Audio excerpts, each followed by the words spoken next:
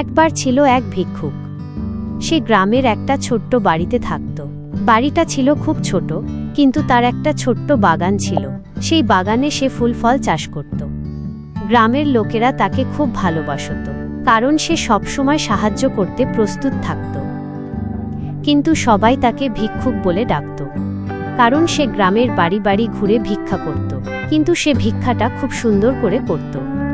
সে হাসি মুখে সবাইকে বলত, আজকে আমার খাবার নেই, একটু দিলে খুব খুশি হব।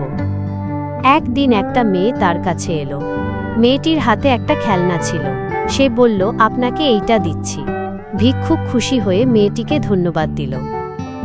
আরেকদিন একটা ছেলে তার কাছে এলো। ছেলেটির হাতে একটা পুরনো কমিক্স ছিল। সে বলল, আপনি এইটা পড়বেন। ভিক্ষুক খুশি হয়ে কমিক্সটা নিল। এভাবেই দিন কাটত। ভিক্ষুক ভিক্ষা করত, আর লোকেরা তাকে খাবার, কাপড় আর অনেক কিছু দিত। কিন্তু ভিক্ষুক সবসময় খুশি থাকত, কারণ সে জানত যে লোকেরা তাকে ভালোবাসে। একদিন একজন বুড়ো লোক তার কাছে এলো।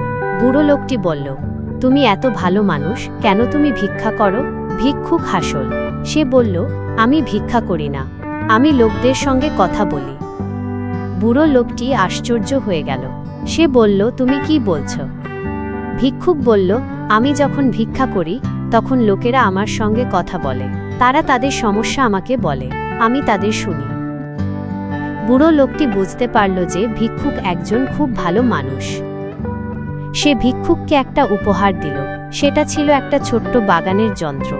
ভিক্ষুক খুশি হয়ে যন্ত্রটা নিল।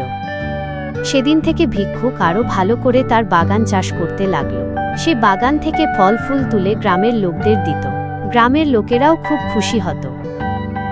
এভাবেই ভিক্ষুকের জীবন খুব সুন্দর হয়ে উঠল। সে আর কখনো ভিক্ষুক ছিল না, সে ছিল গ্রামের সবচেয়ে ভালো মানুষ। এই গল্প থেকে আমরা কি শিখতে পারি? সবাইকে ভালোবাসতে হবে, সবাইকে সাহায্য করতে হবে, সবসময় খুশি থাকতে হবে। ভিডিওটি যদি ভালো লেগে থাকে তাহলে অবশ্যই একটি লাইক করে দিবেন এবং চ্যানেলটি সাবস্ক্রাইব করতে ভুলবেন না।